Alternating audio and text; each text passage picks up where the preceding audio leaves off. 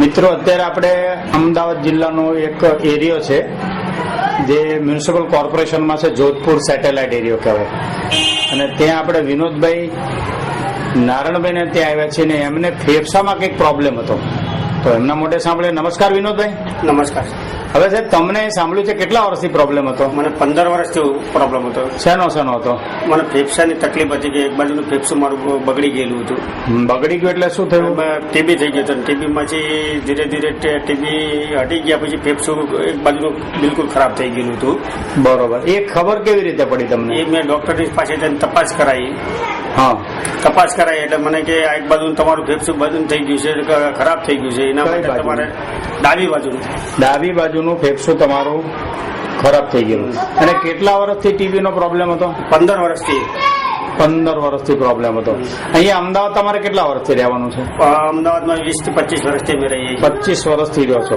હવે એ દરમિયાન તમે ડોક્ટરોની ટ્રીટમેન્ટ કરે, એમાં ડોક્ટરે શું જજમેન્ટ આપ્યું? મેં લગભગ 15 વર્ષથી દવા ખાતો હતો, તો દવા ખાતા કોઈ મને જજમેન્ટ ના આવ્યું. છેલ્લે ઓપરેશનનું આવ્યું એટલે ઓપરેશનમાં ડોક્ટરે મને કીધું કે ઓપરેશન 8 લાખ રૂપિયાનું છે પણ કોઈ સક્સેસ નહીં કે એટલે ગેરંટી નહીં. 8 લાખ રૂપિયાનો કોઈ ગેરંટી નહીં. બરોબર. હવે અત્યાર સુધીમાં તમે આમ લગભગ કેટલા રૂપિયાની દવા કરાવી? મેં ઓછામાં ઓછા 8 લાખ રૂપિયાની દવા ખાઈ ગયેલો છું. એવું છે? હા. હવે જે તમે ફેફસું ખલાસ થઈ ગયું છે એવો રિપોર્ટ આપણી પાસે જે છે, તમારી પાસે બતાવજો ને જરાક. મારો કઈ હોસ્પિટલનો છે? એક જ મિનિટ. ગોવર્ધનદાસ પટેલ. અને તમે આ રિપોર્ટ કરાવ્યો છે 19/8/2010 નો એક્સરે છે. કાઢજો એક્સરે, બતાવી આપણે જોઈએ તો ખરા. હા, મારો. ઓહો. હવે આ જે છે એ અમારું જમણી સાઈડ પકડો. આ બાજુનું ફેફસું છે, આ કાળું પડ્યું છે, એ ખરાબ થઈ ગયું. આટલું બધું ફેફસું તમારું ખરાબ થઈ ગયું. બરોબર. હવે આ બતાવ્યા પછી ડોક્ટરે કીધું, રિપોર્ટમાં જોયા પછી કીધું ઓપરેશન કરવું પડશે ને 8 લાખનો ખર્ચો છે. એ સિવાય પછી તમે શું કર્યું? તો એ પછી અમારે ઓપરેશન કરાવવાનું નક્કી કર્યું. પછી ઓપરેશનમાં ડોક્ટરે મને એમ કીધું કે ઓપરેશન સક્સેસ નથી. 8 લાખ રૂપિયા નાખતા જ કોઈ સક્સેસ નથી. બરોબર. પછી હું ઘરે આવીને ફરીને ડોક્ટર પાસે અમારા આજે ડુમરા પાસે ફરીને ગયો અહીંયા આગળ. પછી એ સાહેબે મને એમ કીધું કે તમારે ઓપરેશન ના કરાવવું તો થયું પણ આજીવન દવા ખાવી પડશે. એટલે મેં દવા શરૂ કરી દીધી. એ દવા શરૂ કરતા મને કોઈ ફરક નતો પડ્યો. બરોબર. પછી અમે દવા લખી આપી તમને. આ 13/4/2011 કરેલું છે. આ દવા આપી તમને? આ દવા આપી. બરોબર. એ દવા આપ્યા પછી અમારા એક બેન છે તનુબેન, એ તનુબેન એક ડબ્બો લઈને આવ્યા છે. પહેલા ડબ્બો આપ્યો કે પહેલા સીડી આપી? પહેલા સીડી આપી. એ સીડી જોઈને પછી મને થોડોક વિશ્વાસ બેઠો.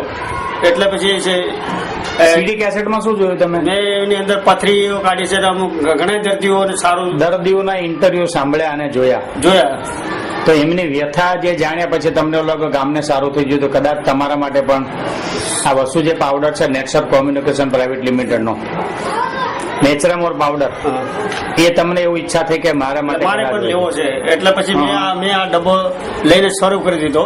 બરોબર. અને એક ડબ્બો ખાધા પછી મને 2 કિલો વજન વધી ગયું. ક્યારે ચાલુ કર્યો ડબ્બો? ચાલુ કર્યો આજે કમસે કમ 2 મહિના જેવું થયું છે. બરોબર. પછી મને ઘણી શરીરની અંદર દુખાવા હતા, ખાંધાના દુખાવા હતા, પેટના દુખાવા હતા, અને અમુક ટાઈમે કફ એવો ખરાબ આવતો હતો, એ કફ બંધ થઈ ગયા એવા.